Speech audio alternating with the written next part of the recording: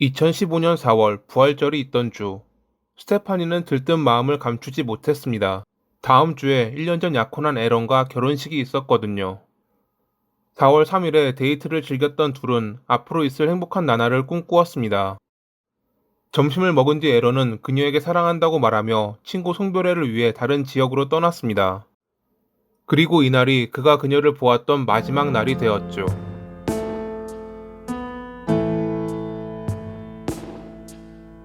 1988년 10월 14일에 오스트레일리아 시드니에서 태어난 스테파니는 고등학교 교감이었던 아버지처럼 교사가 되기 위해 열심히 공부했습니다. 뉴사우스 웨일스주 리버리나 지역에 있는 리톤 고등학교에서 열성적이고 많은 사랑을 받는 교사가 되었던 그녀는 아버지의 학교에서 재학 중이던 에런을 만나 사랑에 빠졌고 5년간의 연애 끝에 둘은 약혼했습니다. 그리고 1년 뒤인 2015년 4월 11일을 결혼 날짜로 정했죠. 4월 5일 일요일 오전 11시 무렵, 스테파니는 신혼여행 동안 수업을 대신해 주실 보조교사에게 필요한 것들을 정리하기 위해 학교로 향했습니다. 학교 근처에 사는 직장 동료에게 학교 열쇠를 받아 동료와 함께 교문까지 갔고, 차를 주차한 뒤 그녀는 시간이 좀 걸릴 일이라 이따 보자며 홀로 학교 안으로 들어갔습니다. 이 뒤로 그녀를 본 사람은 없습니다. 이날 오후에 다른 지역에 있던 에런이 그녀에게 문자를 보냈는데 몇 시간이 지나도 답장은 오지 않았습니다. 평소 답장을 바로 보냈던 그녀였기에 이상하다고 생각한 그는 전화를 해보았지만 이 역시 받지 않았죠. 저녁 7시 20분쯤 집으로 돌아왔을 때도 그녀는 집에 없었습니다. 걱정된 그는 그녀의 지인들에게 연락하며 주변을 돌아다녔습니다. 혹시 사고라도 났나 하는 생각에 불안한 마음을 감추지 못했죠. 하지만 어디에서도 그녀는 물론 그녀의 차 역시 발견되지 않았습니다.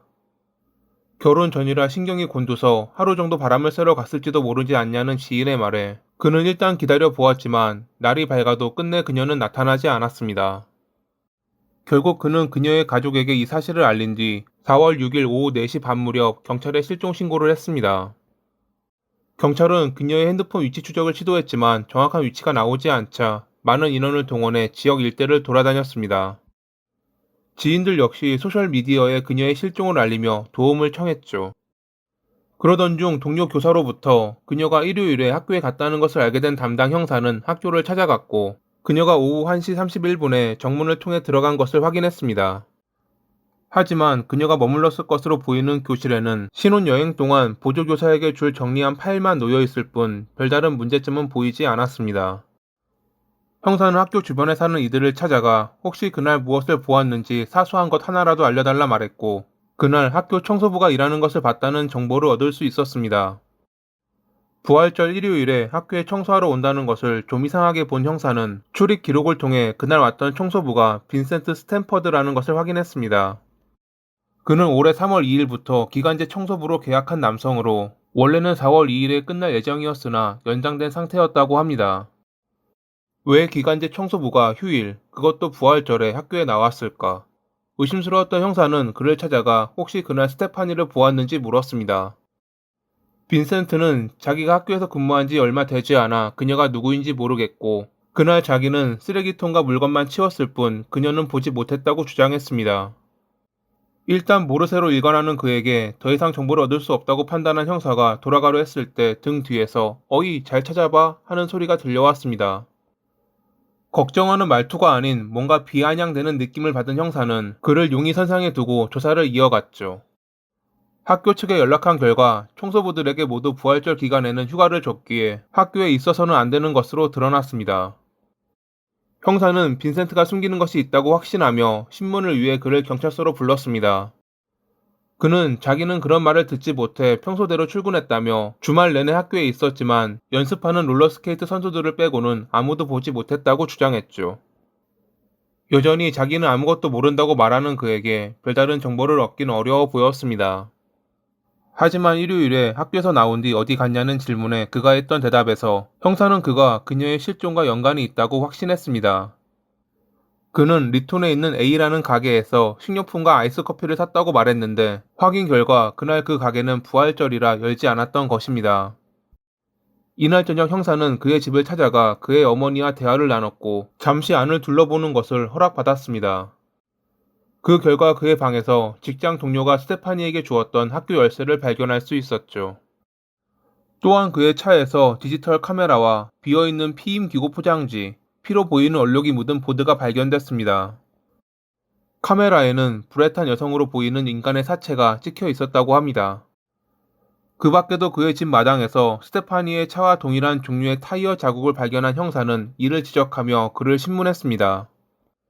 카메라에 있는 사진에 대해 물어보자 그는 인터넷에 올라와 있는 공포 영화에서 그 사진을 다운받았다고 주장했지만 정작 어떤 영화인지는 기억하지 못했습니다.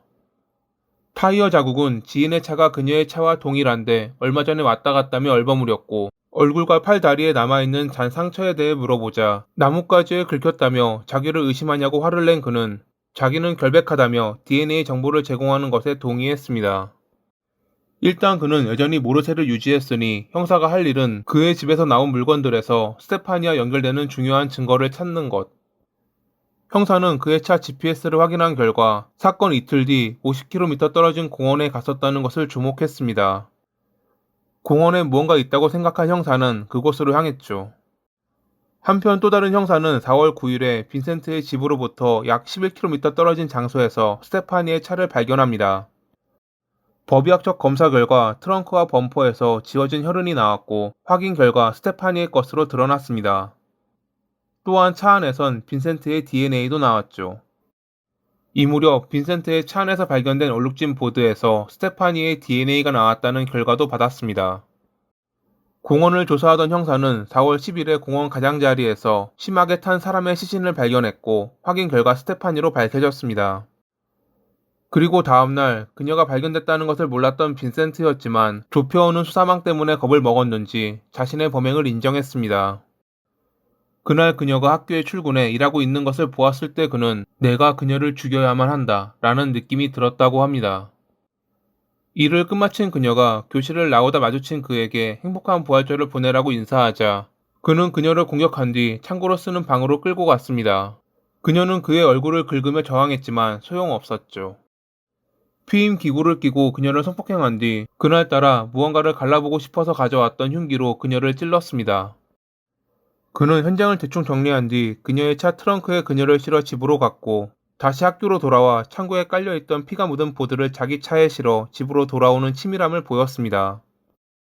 그 후에 그는 그녀의 차를 몰아 휘발유를 산 다음 50km 떨어진 공원으로 가 그녀를 불태워 증거를 인멸하려고 했던 것이었죠. 이틀 만에 형사가 찾아오자 불안해진 그는 다시 공원으로 가 아직 그녀가 발견되지 않았음을 확인했고 이 때문에 그의 차 GPS 기록이 남아 덜미가 잡혔습니다. 물론 이것 말고도 여러 증거들이 발견돼 그가 체포되는 것은 시간 문제긴 했지만요. 그는 법의학 심리학자에게 자기가 7살 때 처음 살인을 생각했다고 말했습니다. 이것은 내가 해야 할 일이었고 나는 나 자신을 멈출 수 없었다 라고 말이죠. 재판에서 빈센트는 모든 혐의에 대해 유죄를 인정했고 2016년 10월 13일 재판부는 그에게 성폭행 혐의로 15년, 살인 혐의로 종신형을 선고했습니다. 추가 조사를 통해 스테파니의 물건을 숨기는 것을 도와준 그의 쌍둥이 형은 15개월의 징역을 선고받았다고 합니다. 빈센트가 종신형을 선고받고 2주 뒤 스테파니의 아버지는 농장에서 나무를 베다가 떨어지는 나뭇가지로 인해 사망하며 소식을 접한 모두를 슬프게 했습니다. 자신의 욕망 때문에 그녀를 살해하고 많은 이들을 불행하게 만든 빈센트. 하루빨리 그가 원래 있어야 할 지옥으로 돌아가길 바라며 이만 마칩니다. 오늘도 시청해주셔서 감사합니다.